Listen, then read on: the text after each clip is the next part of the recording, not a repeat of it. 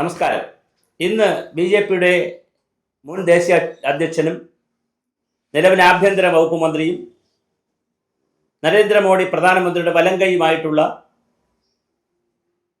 അമിത്ഷാ തിരുവനന്തപുരത്ത് വന്നിരുന്നു.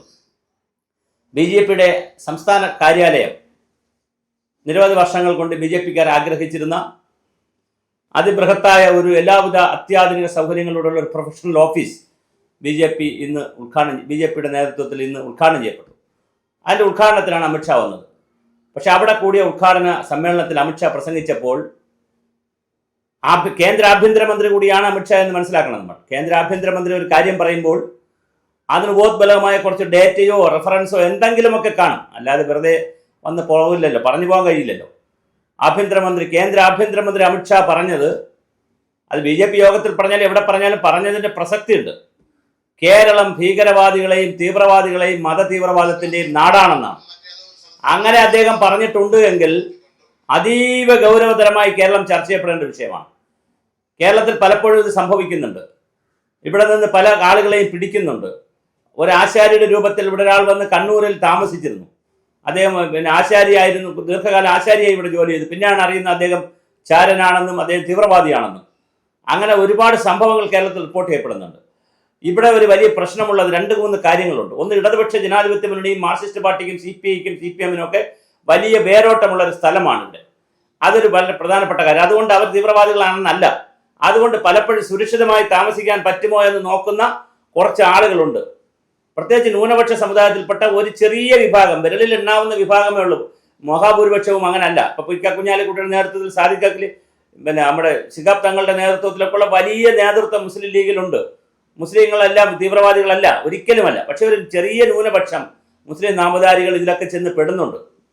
അങ്ങനെ ചെന്ന് പെടുന്നവർക്ക് സുരക്ഷിതമായി താമസിക്കാൻ പറ്റിയ ഒരു താവളമായി കേരളത്തെ അവർ പ്രയോജനപ്പെടുത്തുന്നുണ്ടോ എന്നൊരു ചോദ്യം നമ്മൾ ഈ വിഷയവുമായി ബന്ധപ്പെടുത്തി അമിത്ഷാ പറയുമ്പോൾ വീണ്ടും അന്തരീക്ഷത്തിൽ ഉയരുകയാണ്. ഇവിടെ നിരോധിക്കപ്പെട്ട സംഘടനകളിലുള്ള ആളുകൾ പ്രവർത്തിക്കുന്നുണ്ടോ? ഇവിടെ നിന്ന് പലരെയും പിടിക്കുന്നുണ്ട്. ഞാൻ നേരത്തെ പറഞ്ഞ പോലെ വളരെ സുരക്ഷിതമായതുകൊണ്ടല്ല, ഇവിടുത്തെ ഭരണ സംവിധാനം മോശമായതുകൊണ്ടോ ആഭ്യന്തര സംവിധാനം മോശമായതുകൊണ്ടോ വിജിലൻസ് സംവിധാനം അങ്ങനെ പക്ഷേ സുരക്ഷിതമാണെന്നുള്ള ധാരണയിൽ ഒരുപാട് ആളുകൾ വന്ന് ജോലി ചെയ്യുന്ന ഒരു സ്ഥലമായി മാറിക്കൊണ്ടിരിക്കുകയാണ്. അപ്പോൾ ആ പശ്ചാത്തലത്തിൽ നിന്നുകൊണ്ടുവേണം ഇത് ഗൗരവമായി ചർച്ച ചെയ്യാൻ. അപ്പോൾ സ്വാഭാവികമായിട്ടും അമിത്ഷാ എന്ന് പറയുന്ന ആഭ്യന്തരമന്ത്രി പറഞ്ഞിട്ടുള്ള ഈ വിഷയത്തെ നമ്മൾ എഴുതിത്തള്ളണ്ട. പക്ഷേ ഇപ്പോൾ ഫേസ്ബുക്കിലോ അല്ലെങ്കിൽ സോഷ്യൽ മീഡിയ ഫോൾഡറിൽ നോക്കുമ്പോൾ അമിത്ഷായുടെ ഫോട്ടോയും കൊടുത്ത് അമിത്ഷാ പറഞ്ഞതിനെ വെട്ടിത്തള്ളി അങ്ങനെയൊന്നും അല്ല ഇങ്ങനെയെന്നൊക്കെ പറഞ്ഞ് മതസൗഹാർദ്ദം എന്നൊക്കെ പറയുന്നുണ്ട്. ഇതെല്ലാം പറയുമ്പോഴും നമ്മൾ മതസൗഹാർദ്ദത്തിൻ്റെയും സാഹോദര്യത്തിൻ്റെയും ജനാധിപത്യത്തിൻ്റെയും ഭരണഘടനയുടെ ഒക്കെ വാക്കുകൾ പറയുമ്പോഴും നമ്മളെ ഇവിടെ നുഴഞ്ഞു ഇപ്പോൾ പാകിസ്ഥാന് വേണ്ടി ചാരപ്രവർത്തനം നടത്തുന്ന ഒരു വനിത ഇവിടെ വന്ന് എല്ലാവരെയും പറ്റിച്ച് ബ്ലോഗറായി വന്നിവിടെ എല്ലാവരെയും പറ്റിച്ചിട്ട് പോയില്ലേ?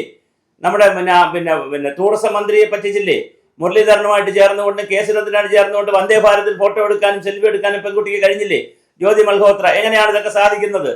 അവർ ഒരു ദിവസം കൊണ്ടാണോ ചാരവൃത്തി ചെയ്യാൻ ശ്രമിച്ചത്? അവർ നല്ല പൈസ ഉണ്ടാക്കാൻ വേണ്ടിയിട്ടല്ലേ ഇതൊക്കെ ചെയ്യുന്നത്? അപ്പോൾ ഹരിയാനയിൽ ജനിച്ച ജ്യോതി മൽഹോത്ര ഒരു ചാരപ്രവർത്തനം നടത്തിയിട്ട് എങ്ങനെയാണ് അവർ ഇവിടെ വന്ന് കേരളത്തിൽ പോയതുപോലെ ഇന്ത്യ മുഴുക്കെ പോയി കാണുമല്ലോ. BJP ഭരിക്കുന്ന സ്റ്റേറ്റുകളുടെയും ടൂറിസം പ്രൊമോഷനത്തിന് പോയി കാണുമല്ലോ. എങ്ങനെയാണ് ഒരു ചാര വനിതയ്ക്ക് ഇത് കഴിയുന്നത്? അപ്പോൾ സ്വാഭാവികമായിട്ടും നമ്മുടെ രാജ്യത്തെ ശിഥിലപ്പെടുത്തുവാൻ, മോശപ്പെടുത്തുവാൻ നമ്മുടെ കേരളത്തിൽ വന്ന് പ്രവർത്തിച്ചാലുള്ള ഗുണം എന്താണെന്ന് വെച്ചാൽ ഇവിടെ ഒരു 10-20% മുസ്ലിംസ് ഉണ്ട്, 10-20% മുസ്ലിംസ് ഉണ്ട്, പിന്നെ ഹിന്ദുക്കളും ക്രിസ്ത്യാനികളും ഒക്കെ താമസിക്കുന്ന സ്ഥലമാണ്. അപ്പോൾ ഇവിടെ ഒരു കലാപം ഉണ്ടാക്കിയാൽ കുറച്ചൊരു ആളി കത്തിക്കാൻ പറ്റും. അതേസമയം മുസ്ലിങ്ങൾക്ക് എണ്ണം കുറവുള്ള സ്ഥലത്ത് പോയി ആളി കത്തിക്കാൻ പറ്റത്തില്ല. അപ്പോൾ ഇവിടെ വന്നിട്ട് പലതും ചെയ്യാൻ പറ്റുമോ എന്ന് നോക്കുന്ന തീവ്രവാദ പ്രവർത്തകരും മതഭീകരവാദികളും ഉണ്ട് എന്ന് ആഭ്യന്തരമന്ത്രിയാണ് പറയുന്നത്. ആ പറയുന്നതിനെ വെറും ഒരു രാഷ്ട്രീയ പ്രസ്താവനയെ മാത്രം നമുക്ക് കാണാനാകില്ല. അതിൻ്റെ നിജസ്ഥിതികൾ നമുക്കറിയണം. അതുകൊണ്ട് തന്നെ തീർച്ചയായിട്ടും ഞാൻ പറഞ്ഞ എല്ലാവരും കൂടി, അതിൽ മുസ്ലിമും ക്രിസ്ത്യാനിയും ഹിന്ദുവും എല്ലാവരും സമസ്ത ജനവിഭാഗങ്ങളും കൂടി ഇത്തരത്തിലുള്ള ഭീകരവാദത്തെയും തീവ്രവാദത്തെയും അല്ലെങ്കിൽ മതഭീകരവാദത്തെയൊക്കെ എതിർത്ത് തോൽപ്പിക്കണം. കാരണം അങ്ങനെ ഒരു നാടാണ് ഭാരതവും കേരളവും ഒക്കെ. ആ നിലയിൽ നമുക്ക് ചിന്തിക്കേണ്ടി വരും. എന്തായാലും അമിത്ഷായുടെ പ്രസ്താവന തള്ളിക്കളയാൻ വരട്ടെ, അതൊരു രാഷ്ട്രീയ പ്രസ്താവനയായി അല്ലെങ്കിൽ കേരളത്തിൽ ഭരിക്കുന്ന പാർട്ടിക്കെതിരെയുള്ള ഒരു ഭരണവിരുദ്ധ പ്രസ്താവനയായി എഴുതി തള്ളാൻ വരട്ടെ. അതിനു പകരം ഇത്തരം കാര്യങ്ങൾ കേന്ദ്രവും സംസ്ഥാനവും ഒക്കെ കൂടിയാലോചിച്ച് നമ്മുടെ പ്രത്യേകിച്ച് ഇപ്പോൾ ദീർഘകാലം കേന്ദ്രത്തിൽ ഇരുന്നിട്ടുള്ള IB-യിലൊക്കെ ഇരുന്നിട്ടുള്ള ആളാണ് നമ്മുടെ DGP റവദ ചന്ദ്രശേഖർ. അപ്പോൾ സ്വാഭാവികമായിട്ടും അദ്ദേഹത്തിന് ഇതെല്ലാം കോർഡിനേറ്റ് ചെയ്ത് പോകാൻ കഴിയും. അതുകൊണ്ട് തന്നെ തീവ്രവാദത്തിന്റെ താവളമാകാതിരിക്കാൻ നമ്മുടെ അമിത്ഷാ പറഞ്ഞ ആ വാചകം തന്നെ മുഖവിലേക്ക് എടുത്തുകൊണ്ട് അതിനാവശ്യമായ പ്രവർത്തനങ്ങൾ കേരളത്തിൽ ഉണ്ടാകുമെന്ന് നമുക്ക് നന്നായി പ്രതീക്ഷിക്കാം.